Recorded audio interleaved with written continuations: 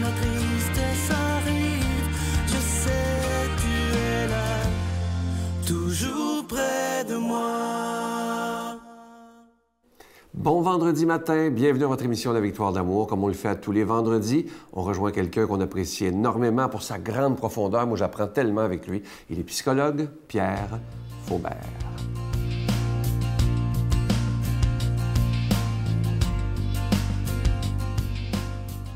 Bonjour, bon matin. J'espère que c'est ensoleillé. Vous savez que nos émissions sont préenregistrées, alors j'espère qu'il fait beau. Aujourd'hui, j'ai intitulé cette chronique « Je suis attaché à toi ». Ça vient d'où, ça? Vous savez, quand je prépare mes chroniques, je regarde un peu partout, dans mes notes, même dans mon téléphone, parce que je prends des notes. Puis je suis tombé sur cette phrase « Je suis attaché à toi ». Et c'était écrit en dessous que c'est ce que j'avais entendu dans une espèce de mi-veille, mi-sommeil, vous savez? Il y a un nom pour ça. Ça s'appelle l'état hypnagogique. L'état hypnagogique, ce qui veut dire entre veille et sommeil. Parfois, ce sont des moments de grande créativité. Il y a des gens qui ont inventé toutes sortes de choses dans cet état entre veille et sommeil, hypnagogique. Eh bien, cette phrase m'est venue dans ce genre d'état. Je suis attaché à toi. Je me suis dit, mais qu'est-ce que c'est ça? Qu'est-ce que ça veut dire, ça? Je suis attaché à toi. C'est qui est attaché à toi ou à moi? C'est qui est moi? Qui est toi? Qui est je là-dedans? Ouais, j'ai réfléchi un peu et puis je me dis, mais ce « je » attaché à moi, c'est ce qu'il y a de plus profond en moi. Vous savez, la dernière chronique, j'ai parlé du mur, the wall. Eh bien, en dessous ou quelque part derrière ce mur, il y a un soi. Jung appelle un soi avec un S majuscule, j'en ai déjà parlé. Mais moi, j'aimerais peut-être dire un je avec un J majuscule. C'est-à-dire qu'il y a le je qu'on appelle l'ego, qui est la partie que nous connaissons, qui est le je quotidien. Mais il y a un je plus profond qui est associé au soi. Et ce je attaché à toi, c'est-à-dire moi, eh bien, c'est quelque part la partie la plus essentielle. Le cœur, je dirais le cœur de mon cœur, l'âme de mon âme, c'est là où je suis dans mon identité la plus pure. Évidemment, ce qui paraît, ce que nous voyons, eh bien, c'est pas ça, la pureté, et on pourrait vous en donner des exemples abondants. Et je pourrais vous en donner même de ma propre vie. Mais il reste que nous sommes dans un état qui est important.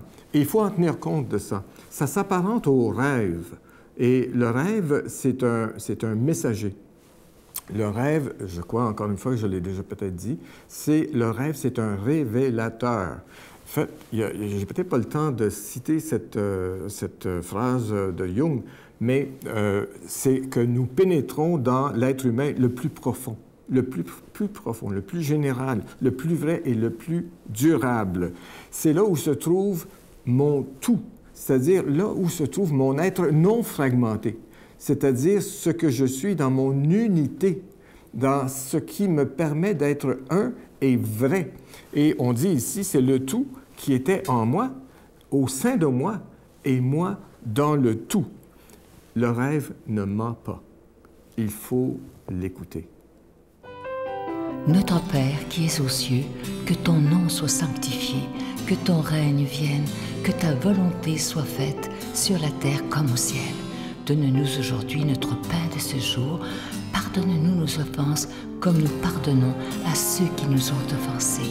Ne nous laisse pas entrer en tentation, mais délivre-nous du mal, car c'est à toi qu'appartient le règne, la puissance et la gloire pour les siècles des siècles. Amen. Donne-moi rendez-vous dans l'éternité, qu'il faut croire toujours en toi. Mais mon Dieu, j'ai besoin de toi, comme lui savoir dresser la table, chanter l'amour, genre de toute la terre. Mon cœur je l'ai gardé pour toi, mon Dieu. La victoire de l'amour, c'est la force de la foi. On a tous un rendez-vous dans les bras de Jésus. Je vous rappelle ce magnifique cadeau du mois pour le mois d'avril. Il s'agit d'une belle exclusivité de la Victoire de l'amour. Vous ne trouverez jamais ça en magasin. C'était fabriqué pour la Victoire de l'amour par un fabricant du Québec. C'est un véritable bijou. Il est plaqué or, c'est d'une grande qualité. Et la couleur verte sur ce magnifique pendentif au nom de Jésus nous rappelle que dans un monde qui va pas très bien présentement, Jésus est notre seule espérance. Alors, je vous rappelle que c'est avec un don de 25 $ et si vous en voulez deux, avec un don de 40 $. Et je vous rappelle aussi, vous recevrez aussi un reçu pour fin d'impôt. Je vous donne l'adresse, la Victoire de l'amour, casier postal 120, succursale Boucherville à Boucherville, le J4B 5E6, je vous la redonne, la Victoire de l'amour, casier postal 120, succursale Boucherville à Boucherville, le J4B 5E6. Également par téléphone, par carte de crédit du lundi au vendredi de 8h30 à 16h30 dans le 514-523-4433, 523-4433 ou sans frais, le 1-888-811-9291, 1-888-811-9291 et aussi sur notre site Internet, le www.lavictoiredelamour.org. Je vous rappelle que ce pendentif, il est déjà béni. Vous le voyez présentement à l'écran. On en est très fiers parce que c'est un véritable bijou. Il est plaqué or et ce que je trouve bien, c'est que c'est d'une très, très grande qualité. Je vous le dis tout de suite, vous le recevrez très rapidement. On l'a déjà à notre bureau. Alors, dès que vous appelez ou vous faites par la poste, on vous l'envoie immédiatement. Je veux vous remercier de tout cœur de votre prière soutenue. Vous savez que c'est extrêmement important. Et merci de votre générosité pour qu'on puisse continuer d'annoncer la parole de Dieu par tous les moyens modernes.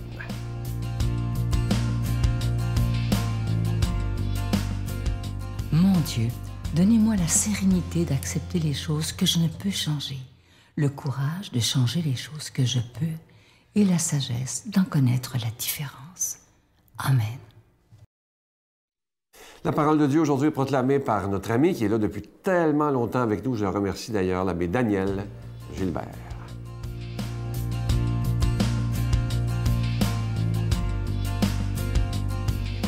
Jésus était passé de l'autre côté du lac de Tibériade, appelé aussi mer de Galilée. Une grande foule le suivait, parce qu'elle avait vu les signes qu'il accomplissait en guérissant les malades. Jésus gagna la montagne et là, il s'assit avec ses disciples. C'était un peu avant la Pâque, qui est la grande fête des Juifs. Jésus leva les yeux et vit qu'une foule nombreuse venait à lui. Il dit à Philippe, « Où pourrions-nous acheter du pain pour qu'ils aient à manger? » Il disait cela pour le mettre à l'épreuve, car lui-même savait bien ce qu'il allait faire. Philippe lui répondit, « Le salaire de 200 journées ne suffirait pas pour que chacun ait un petit morceau de pain. » Un de ses disciples, André, le frère de Simon-Pierre, lui dit, « Il y a là un jeune garçon qui a 5 pains d'orge et 2 poissons.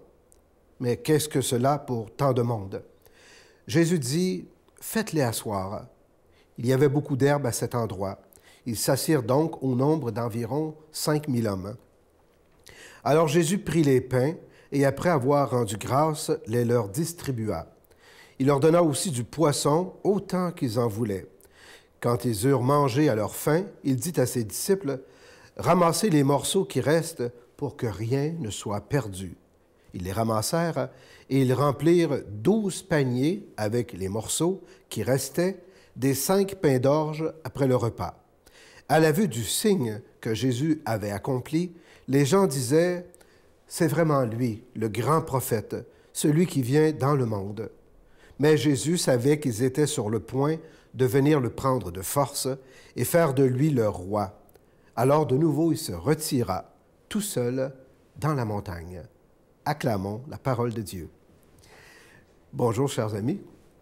C'est toujours un plaisir de venir vous retrouver. Et vous savez, commenter l'Évangile, c'est un peu comme se nourrir d'un bon pain. Hein? Et ce pain-là, nous autres, on dit qu'il vient du ciel, la parole de Dieu. Et comme il est question justement ce matin de ce miracle de la multiplication des pains, bien, je trouve ça important d'abord de préciser quelques aspects sur le miracle. Vous savez, pour nous, les chrétiens, un miracle, c'est d'abord et avant tout un signe que le Seigneur nous donne pour communier à quelque chose de plus grand, quelque chose qui nous dépasse. Donc, le miracle n'est pas là pour nous épater, puis pour donner à Jésus, je dirais, une certaine crédibilité, là, une sorte d'aura magique. Non, il est là pour nous révéler quelque chose du divin. D'ailleurs, Jésus, vous savez, n'a pas fait tant de miracles qu'on pourrait le penser, là. Beaucoup de gens étaient pauvres et affamés au temps de Jésus. Puis il ne passait pas son temps à multiplier des pains pour nourrir tout le monde partout où il passait, là. Il l'a fait à 2 reprises seulement, mais dans un but précis. Éveiller les gens à la foi et nous révéler un Dieu qui donne en abondance les grâces et les bénédictions à tous ceux et celles qui se tournent vers lui. Vous voyez, le pain que le Seigneur veut nous donner, ce n'est pas seulement un pain qui vient nourrir notre estomac, là. Jésus, c'est pas un boulanger, comme je dis souvent aux gens. Il nous donne un pain qui vient du ciel. Et pour nous, les chrétiens, ce pain-là, c'est le pain de l'Eucharistie. Alors voilà ce que nous révèle le miracle, ou plutôt le signe de la multiplication des pains. Et ce qui est beau là-dedans, c'est que, avec le nombre de paniers qu'il récolte à la fin, 12, ça vient représenter ça. Tous les peuples, toute l'humanité entière a accès à ce pain par l'Eucharistie et par la parole de Dieu. Mais pour y avoir accès, chers amis, et c'est ça que c'est important pour nous, l'Évangile, le Seigneur, il nous demande 2 choses. D'abord, de nous asseoir, c'est-à-dire de prendre l'attitude du disciple qui se met dans une position pour écouter les enseignements de son maître. Nous devons d'abord être dans une attitude d'accueil, d'écoute de la parole. Et puis le Seigneur nous invite aussi à apporter nos petits pains, puis nos petits poissons. C'est-à-dire, le Seigneur nous invite à apporter toute notre attention, apporter nos talents, nos prières, nos demandes, nos besoins au Seigneur. Mais c'est lui qui accueille tout ça. Le Seigneur nous accueille tels que nous sommes, puis avec les moyens aussi que nous avons. Et c'est lui qui va faire le plus gros du travail. Et c'est ça qui est beau pour nous. C'est lui qui va multiplier tout ça.